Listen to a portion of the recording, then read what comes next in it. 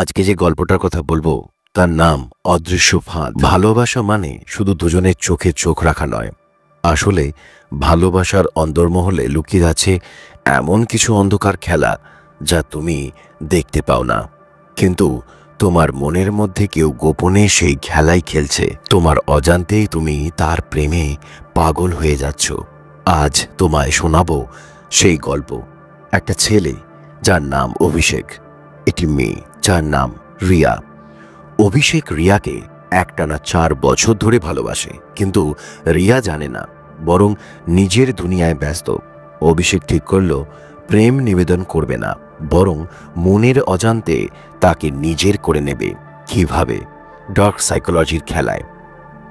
1, রিয়া যেভাবে কথা বলে অভিষেকও তেমনি রিয়ার কথা বলার সময় একটা হালকা হাসি দেয়, অভিষেকও দেয়।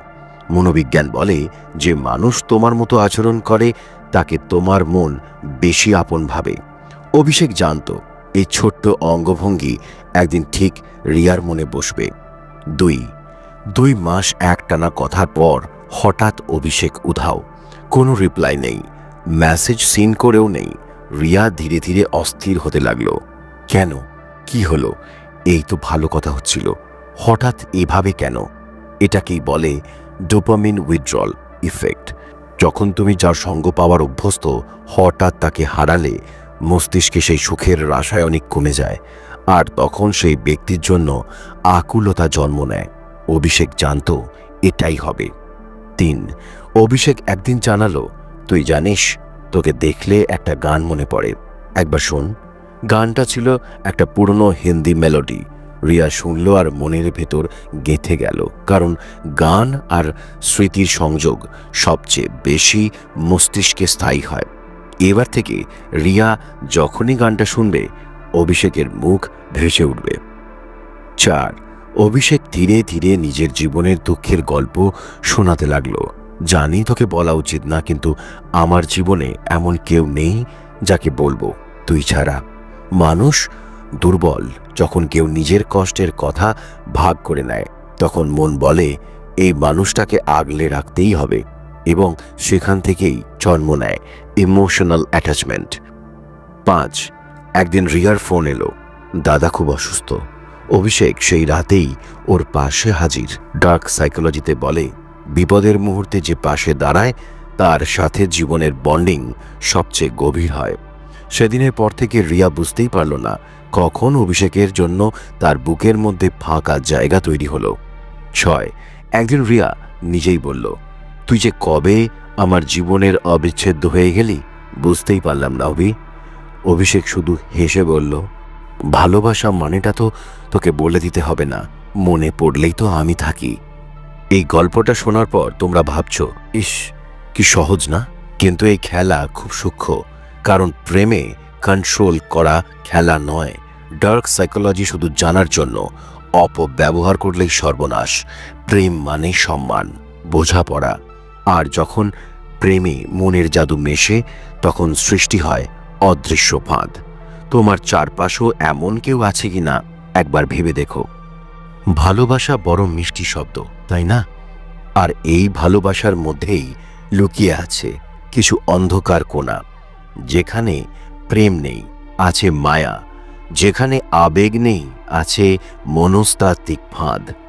আজ তোমাদের শেখাবো 23টি ডার্ক সাইকোলজিক্যাল সিক্রেটস, যা জানলে সে তোমার কথা দিনরাত ভাববেই, আর বুঝতেই পারবে না তুমি ওকে নিজের করে নিচ্ছ খুব গোপনে। তুমি কি কখনো ভেবেছ কেউ কারোর জন্য কেন পাগল হয়? আসলে আমরা সবাই অজান্তে কিছু সাইকোলজিক্যাল ট্র্যাপে ধরা পড়ি। চলো আজ জানিয়ে দিই সেই রহস্য। প্রেমে পড়ানোর প্রথম গোপন টেকনিক, ওর কথা, হাসি, মুভমেন্ট, কথা বলার স্টাইল অল্প অল্প নকল করো। মনস্তত্ত্ব বলে মানুষ নিজের প্রতিচ্ছবি দেখে অজান্তেই আকৃষ্ট হয়। ও যখন হাসে তুমিও হাসো, ও যখন সিরিয়াস তুমিও একই। মাথায় রেখো, সে বুঝবে না, তবে অনুভব করবে। 2, মাঝে মধ্যে ওকে এমন ঘটনার কথা মনে করিয়ে দাও যা নাকি তোমাদের একসাথে হয়েছিল, অথচ হয়নি। তুমি কি ভুলে গেছো সেদিন আমাদের প্রথম কথা বলা? মানুষ মস্তিষ্কে ভুল স্মৃতি গড়ে তোলে, আর এতে তোমার অবস্থান আরো বাড়বে। 3, কিছুদিন উধাও হয়ে যাও, রিপ্লাই দিও না। সাইকোলজিতে একে বলে ডোপামিন উইথড্রল। ওর মস্তিষ্ক তখন তোমাকে পাওয়ার জন্য আরো ব্যাকুল হবে। 4, সব সময় নিজেকে সহজলভ্য করো না। মানুষ যা সহজে পায় তার দাম দেয় না। মাঝে মাঝে দেখা দাও, আবার হারিয়ে যাও। 5, কথার মাঝে ইচ্ছে করে রহস্য রেখে দাও। আরে জানোই তো ওদিন যা হয়েছিল। ও জানতে চাইবে। কৌতূহল মানুষের সবচেয়ে দুর্বল জায়গা। 6, ওকে এমন নামে ডাকো যা শুধু তুমি বলো। তুমি আমার জানু, কিউটি নয়, তুমি আমার লিলমুন, একান্ত স্পেশাল। এতে ওর অবচেতন মন তোমার কথা আলাদা করে শুনবে, রাখবে। 7, একটু করুণ মুখ করে নিজের কষ্টের গল্প বলো। মানুষ স্বাভাবিকভাবেই দুর্বলদের প্রতি আকৃষ্ট হয়। তুমি যখন বলবে আমি তো কারো নিজের হতে পারিনি, ও তোমার আপন হতে চাইবে। 8, অল্প অল্প করে নিজের গোপন কথা শেয়ার করো। এতে ইমোশনাল ইন্টিমেসি বাড়বে। মনোবিদরা বলেন মানুষ যার গোপন কথা জানে তার প্রতি টান অনুভব করে। 9, একটা কথা বলে থেমে যাও। তোমায় একটা গোপন কথা বলবো, পরে বলবো। এই অপেক্ষা পাগল করে ছাড়বে। 10, একটা কথার মাঝে হালকা গায়ে হাত রাখা। শরীরের স্পর্শ মস্তিষ্কে অক্সিটোসিন রিলিজ করে। এতে ঘনিষ্ঠতা বাড়ে, তবে খুব সাবধানে। 11, একবার ওকে এমন জিনিসের প্রশংসা করো যা কেউ করেনি। যেমন তোমার হাসিটা এত ইনোসেন্ট, চোখে যেন সিরেনিটি, অন্য কেউ বলবে না, তুমিই বলো। 12, নিজেকে এমনভাবে প্রেজেন্ট করো যেন অন্যরাও তোমায় চায়। মানুষ যা সকলের কাঙ্ক্ষিত তাই চায়। ছোট্ট মনস্তাত্ত্বিক খেলা। 13, একদিন একটু কঠিন কথা বলো, পরদিন আবার দুঃখ প্রকাশ করো। মস্তিষ্কে ইমোশনাল রোলার কোস্টার তৈরি হবে যা তোমার প্রতি টান বাড়াবে। 14, ওকে কোনো একটা গান শুনিয়ে বলো, এইটা শুনলেই তোমার কথা মনে পড়ে। ও যখনই এই গান শুনবে তোমার কথা মনে পড়বে। 15, ওর সামনে একটা নির্দিষ্ট পারফিউম ইউজ করো। মস্তিষ্কে গন্ধ স্মৃতি গেঁথে দেয়। তুমি থাকো বা না থাকো, ওই গন্ধেই তোমায় খুঁজবে। 16, কোনো এক সমস্যার মুহূর্তে পাশে দাঁড়াও। মানুষ বিপদে যে পাশে থাকে তাকে জীবনে ধরে রাখতে চায়। 17, কখনো কখনো ইচ্ছে করে ইনবক্স সিন করেও রিপ্লাই দিও না, তাতে ওর মধ্যে ব্যস্ততা বাড়বে।